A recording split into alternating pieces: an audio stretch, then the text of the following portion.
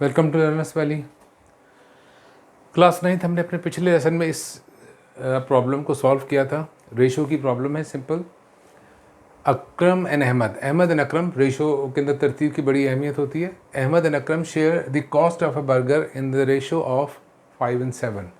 तो अहमद जो कंट्रीब्यूट कर रहा है अमाउंट बर्गर के लिए, वो उसकी रेशो 5 है, अकरम की रेशो 7 है। ये बहुत क्लियर नज़र आ रहा है कि किसका शेयर ज़्यादा है। हमें इस पर शेयर मालूम नहीं है, जबकि यहाँ इस प्रॉब्लम में मैंने शेयर बता दिया। अकरम का शेयर 350 है, रेशो के हिसाब से भी अकरम का शेयर ज़्यादा है। तो अंडरस्टूड सी बात है, बर्गर की प्राइस तो फिक्स है, जो हमने पहले भी कैलकुलेट की थी, मैंने उसको चेंज नहीं किया, वो 600 रुपीज़ ही है। अगर इस प्रॉब्लम को मैं इस तरह कर दूं कि अगर अकरम ने 350 शेयर किए तो अहमद का शेयर कितना था। तो एक बात तो ये कि बर्गर की प्राइस हमने कैलकुलेट कर ली है। बर्गर कितने का आया था? 600 रुपीज़ का। अकरम का शेयर इसमें है ₹350। तो इसको आप माइनस करें, आपके पास आ जाएगा ₹250। और वैसे भी रेशो से पता चल रहा है कि अहमद का कंट्रीब्यूशन कम है, अकरम का कंट्रीब्यूशन ज़्यादा है। लेकिन मैं इसको इस तरह से सॉल्व नहीं करना चाहता, क्योंकि मेरे लिए आंसर इंपॉर्टेंट नहीं है। मैं आपको मेथड बताना चाहता हूँ कि हम इसको रेशो के तरीके से करें इसी प्रॉब्लम को। पहले तो मैं प्रॉब्लम को चेंज कर रहा हूँ। व्हाट इज़ द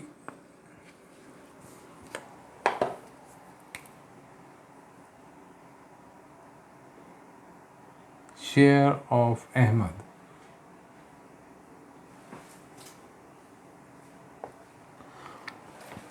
ये हमने वैसे कैलकुलेट कर लिया है डायरेक्टली। मैंने फिर कहा आंसर इंपॉर्टेंट नहीं है, हमें इस वक्त मेथड सीखना है, हमें रेशो को समझना है।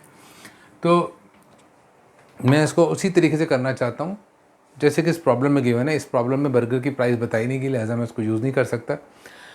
यहाँ पे हमें बताया गया कि अकरम और अहमद, अकरम की रेशो 7 है, अहमद की 5 है। अकरम ने 350 रुपीज़ डाले हैं, तो अहमद का शेयर क्या होगा। तरीक़ाकार मैं वही रख रहा हूँ। हम टेबल जनरेट करते हैं, डेटा लेते हैं।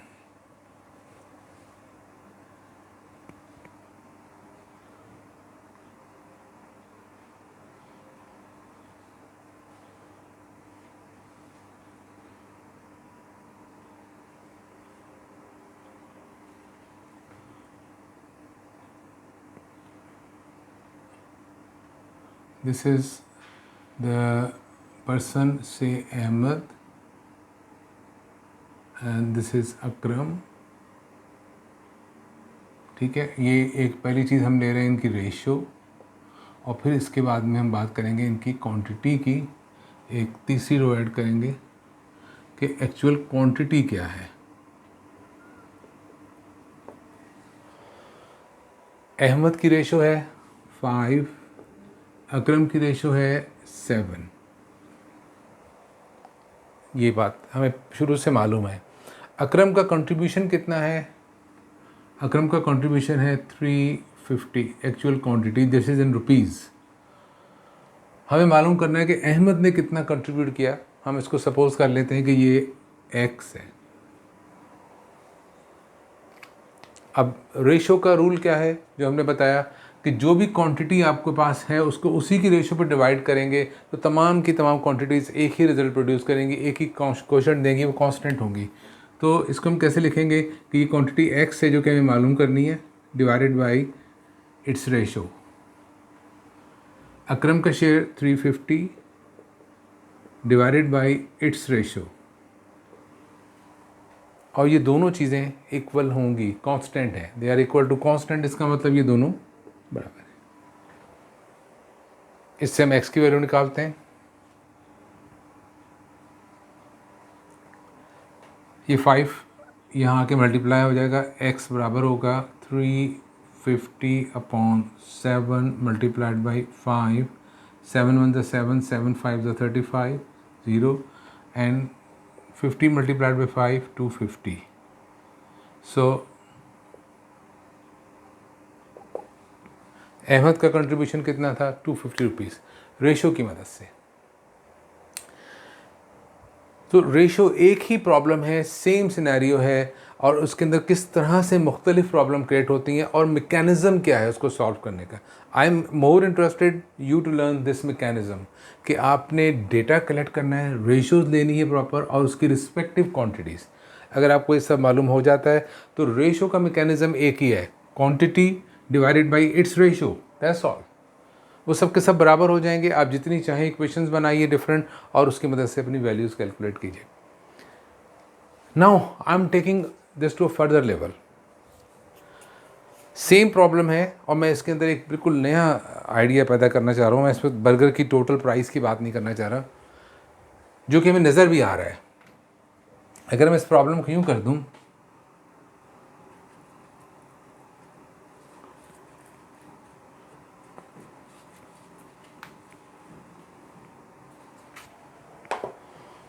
if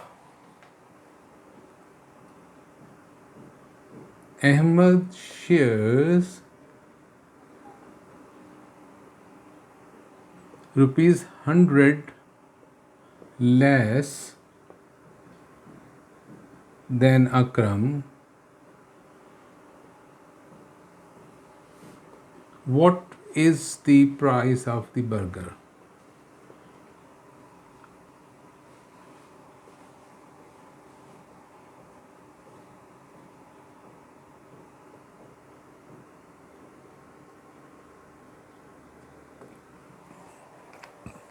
same question, similar problem. हमें पहले से मालूम है कि इसका 350 शेयर है, इसका 250 शेयर है, लिहाजा हमें मालूम है कि वो 100 रुपीज़ कम पे कर रहा है अहमद, अकरम 100 रुपीज़ ज़्यादा पे कर रहा है। लेकिन अब यहाँ पे सिर्फ हमें कोई क्वांटिटी एग्जैक्टली नहीं बताई गई है। ये नहीं बताया गया कि कौन सी क्वांटिटी, सिर्फ ये बताया गया है एग्जैक्टली, ना अहमद का शेयर बताया गया है, ना अकरम का शेयर बताया गया है, ना बर्गर की प्राइस बताई गई है। कहा गया है कि अहमद 100 रुपये कम दे रहा है, उनका कंट्रीब्यूशन इसी रेशो के अंदर है 5:7, लेकिन अहमद 100 रुपीज़ कम कंट्रीब्यूट कर रहा है, तो बर्गर कितने का है? It looks very different, very weird problem. सवाल को पढ़ें, मैं दोबारा से समझाता हूँ, पहले सवाल को समझने की कोशिश कीजिए कि अगर हमें डायरेक्ट ये सवाल पूछा जाए तो हम लोग पजल हो जाएंगे, परेशान हो जाएंगे कि अहमद और अकरम 2 लोग हैं, उन्होंने बर्गर खाना चाहा, बर्गर खाने के लिए उन्होंने पैसे शेयर किए, चंदा किए, एक दूसरे ने मिलकर एक जॉइंट बर्गर की वैल्यू के बराबर पैसे इकट्ठे करने चाहे। जो पैसे उन्होंने इकट्ठे किए उसकी रेशो थी 5:7। अहमद ने 5 में कंट्रीब्यूट किया है और अकरम ने 7 रेशो में कंट्रीब्यूट किया। देन अब जो पैसे इकट्ठे हुए उसमें एक बात नोट की गई कि अहमद ने 100 रुपये कम दिए हैं। अल्टीमेटली इसका मतलब ये भी निकल आता कि अकरम ने 100 रुपये ज़्यादा दिए हैं। जब भी लेस की बात हो रही है तो ग्रेटर की बात भी इसके साथ अल्टरनेटिवली मौजूद ही होती है। बहरहाल इसमें कहा गया कि अहमद ने 100 रुपये कम दिए हैं। अब बताइए कि बर्गर की प्राइस क्या होगी। अब जो क्वांटिटी यहाँ पे दी गई है वो ₹100 है, और let's try this, same method follow करेंगे। डेटा सबसे इंपॉर्टेंट चीज़ है, इंफॉर्मेशंस को इकट्ठा करना। अच्छा जी, यहाँ बात कर रहे हैं क्वांटिटी की, जो कि हमारे पास रुपीज़ में है, और फिर हम बात कर रहे हैं रेशो की। अब यहाँ जो क्वांटिटी दी गई है वो क्या है? हमें एक क्वांटिटी दी गई ₹100, और कोई क्वांटिटी नहीं दी गई है। हमें अलबत्ता ये मालूम है कि अहमद की रेशो क्या है, हमें ये मालूम है कि अकरम की रेशो क्या है, ये हमें मालूम है, ये गिवन है। लिहाजा मैं इसको ऐसे ही नोट कर रहा हूँ, अहमद की रेशो 5 है, अकरम की रेशो 7 है। और हमसे पूछा क्या गया है? हमसे पूछा गया बर्गर कितने का है, बर्गर की कॉस्ट क्या है। तो जो चीज़ हमें मालूम करनी है, हमें उसकी रेशो भी मालूम होनी चाहिए। हमें जो अमाउंट दिया गया है वो ₹100 है, और 100 क्या चीज़ है? 100 रुपीज़ वो अमाउंट है जो अहमद कम पे कर रहा है। और हमें रिक्वायर्ड क्या है? हमें रिक्वायर्ड है बर्गर की कॉस्ट। तो बर्गर की कॉस्ट मालूम करनी है, अगरचे I need to split this, थोड़ा सा टेबल को मुझे श्रिंक करना पड़ेगा।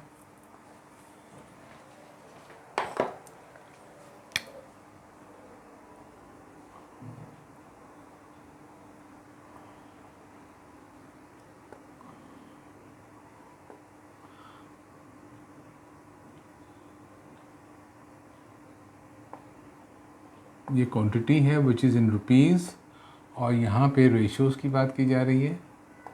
आपको मालूम करना है बर्गर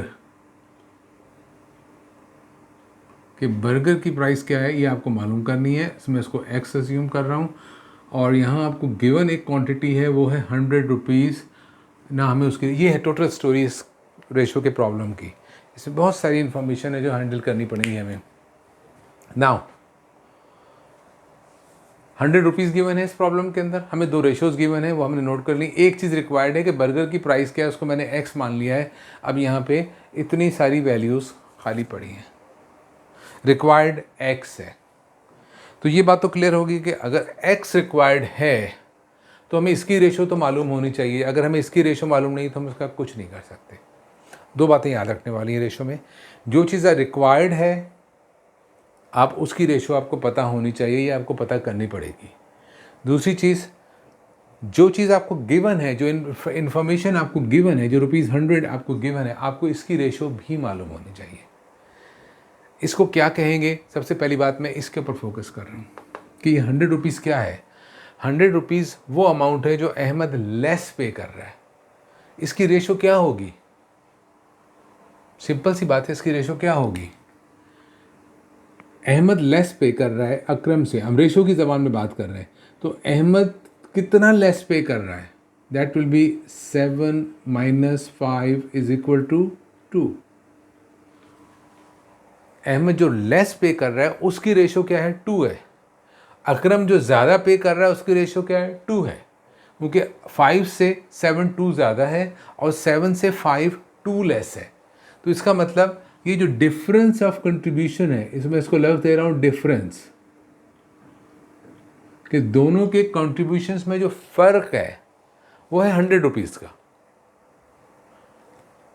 अब चाहे हम इस बात को यूं कह दें कि अहमद लेस पे कर रहा है, मैं इस बात को यूं भी कर सकता था कि अकरम ज़्यादा पे कर रहा है, अकरम शेयर्स 100 रुपीज़ मोर, तो भी यही होता, दोनों का डिफरेंस निकलता। 100 रुपीज़ जो है वो दोनों के कंट्रीब्यूशन का फ़र्क है।